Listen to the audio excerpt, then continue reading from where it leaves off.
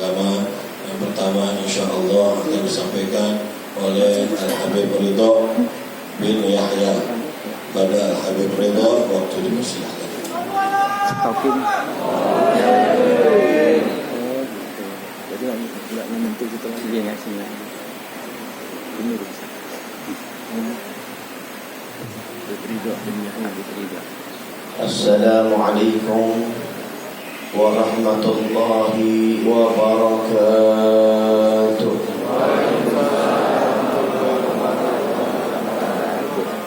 Alhamdulillahi rabbil alamin. Wa bihi nasta'in ala umuri dunya waddin.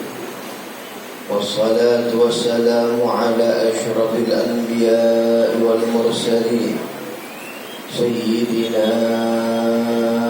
Muhammadin wa ala alihi wa sahbihi ajma'in. Rabbi shrah li sadri wa yassir li amri wa hlul 'uqdatam min lisani yafqahu qawli, amma ba'du.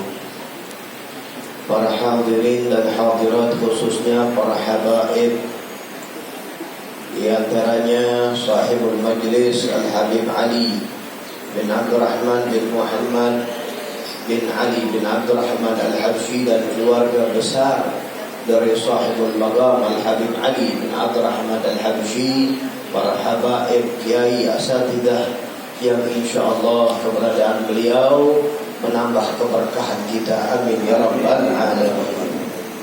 Hadirin, baru saja kita mendengar tentang pembahasan kitab yang menjelaskan tentang makan makanan yang halal. Ini makanan yang halal adalah faktor utama di dalam pembentukan kepribadian. Faktor utama di dalam membentuk seseorang adalah jaga makanannya dari barang-barang yang haram dan kasih makannya makan makanan yang halal. Sampai dikatakan itu kalau ada orang ibadah, ketika ada orang ibadah itu setan rapat, bikin rapat.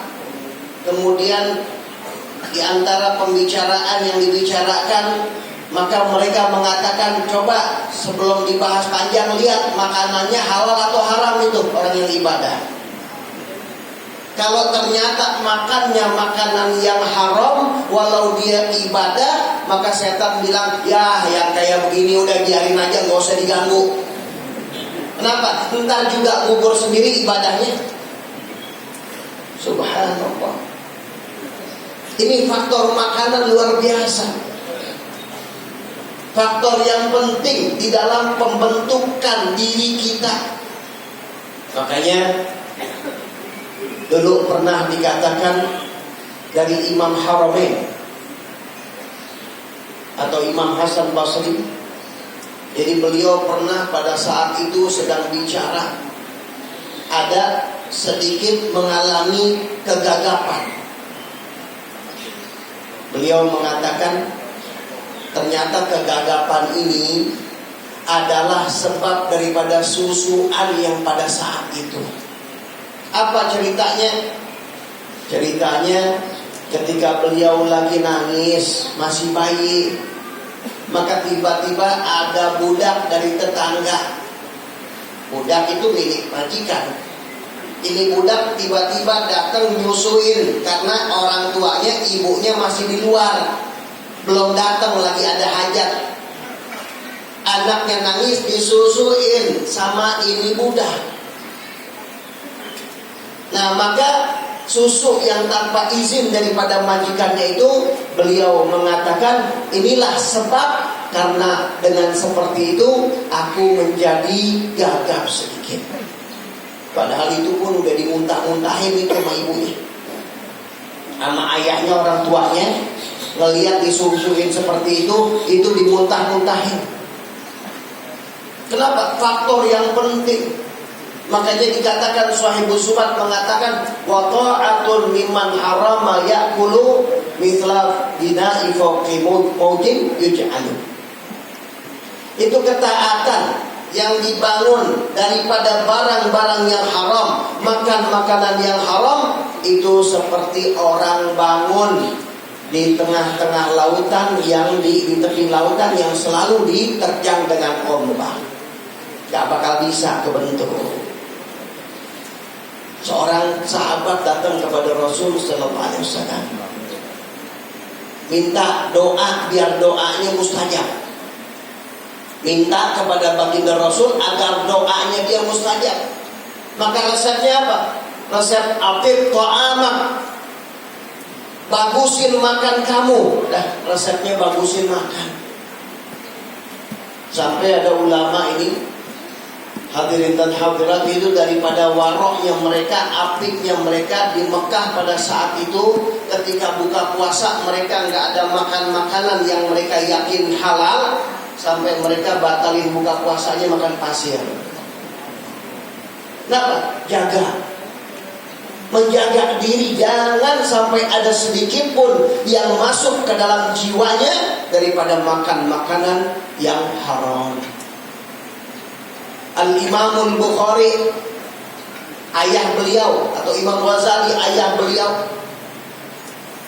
ya, sebelum meninggal dunia maka mengatakan, saksikan barang-barang yang ada di rumahku ini, sedikit pun tidak ada sesuatu barang yang subhat. Jangan yang haram, yang subhat pun gak ada. Makanya jadi anak-anak beliau yang tidak asing lagi cerita. Daripada cerita, banyak cerita ini, kalau bicara cerita habis waktunya. Ya, yang diceritakan daripada menemukan barang apel di kali, dimakan, kaget, lupa, dicari sampai beberapa hari di mana kebun apel. Ternyata di situ ada, dia minta maaf, kemudian setelah minta maaf nggak dimaafkan, seminggu ditunda lagi, pemaafannya ditunda lagi, sampai nggak bisa dimaafkan kecuali harus nikahin anaknya. Bagaimana sifat anaknya?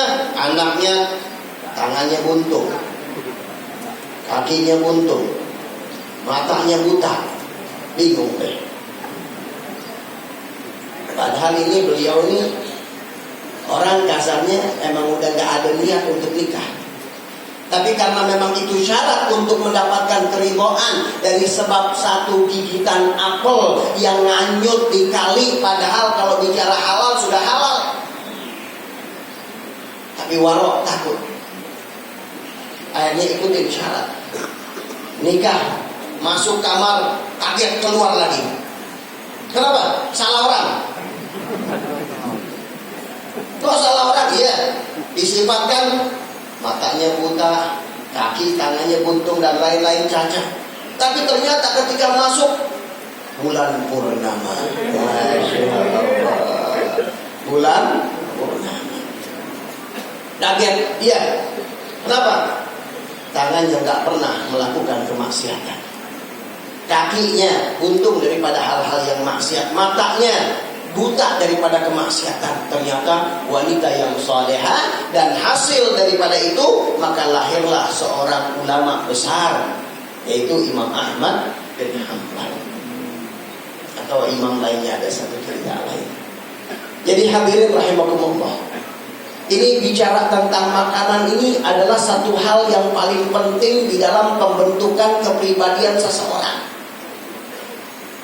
Makanya ulama-ulama kita ini sangat menjaga jangan sampai ada makanan-makanan yang masuk yang syubhat. Mohon maaf, makanan-makanan yang memang duitnya itu gak jelas. Ya, kalau ulama-ulama kita lebih dari uang-uang pemerintahan gak dimakan pemerintah. Uang-uang pemerintahan gak dimakan, artinya gak masuk perut. Ya, mereka entahlah dioper kemana nggak tahu lagi. Kenapa? Demi menjaga. Berapa banyak mereka, orang-orang yang mereka itu siap untuk menahan lapar, siap untuk berpuasa demi menjaga keadaannya. Ada satu orang, ini orang punya anak, Itu anaknya dituntun ketika tawaf. Itu ketika anaknya tawaf, anaknya itu kaget, pingsan. Jalan lagi terus, anaknya histeris, kaget, teriak, pingsan. Akhirnya dibawa oleh ulama. Saat dibawa ke satu ulama di Mekah itu ulama cuma bilang apa? Tuh ambil, kamu beli korma, ya katakan misalnya sekilo. Nah itu lain beli, nanti ambil satu, kasih makan anak kamu. Ambil, nggak usah pakai izin, ambil, kasih, dilaksanakan. Begitu makan, beli, begitu diambil satu tuh, dikasih makan anaknya. Ketika dikasih makan anaknya ini tawaf, udah normal udah aman tawaf. Akhirnya bingungnya orang tua, apa rahasianya? Ternyata datang lagi ke ulama. Ulama ini menjelaskan bahwa tadi anakmu itu bersih, sehingga Allah Subhanahu wa ta'ala bukakan tabir-tabir yang ada, dia bisa melihat. Tapi ketika ada satu hal yang makan makanan yang haram masuk ke dalam tubuhnya, maka itu terhijab, tertutup, gak kelihatan lagi. Maka disuruh minta maaf. Minta maaf, minta dibawa. Hadirin rahimakumullah. Ini kalau bicara faktor yang utama, faktor yang penting ini dalam menjaga makan makanan yang haram ini adalah satu hal yang penting, apalagi di zaman-zaman sekarang. Ini zaman-zaman sekarang mengerikan.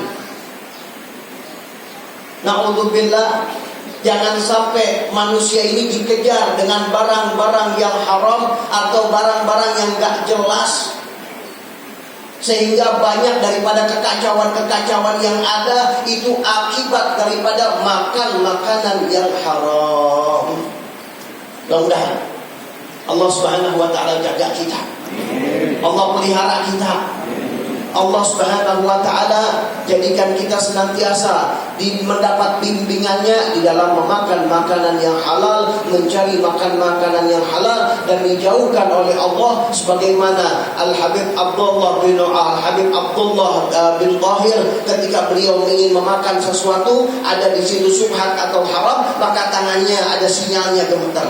Nggak bisa makan-makan seperti itu. Mudah-mudahan Allah senantiasa jaga kita semuanya dalam keadaan taat. Amin ya rabbal alamin. Lebih dan kurang, wal afu minkum. Wassalamualaikum warahmatullahi wabarakatuh.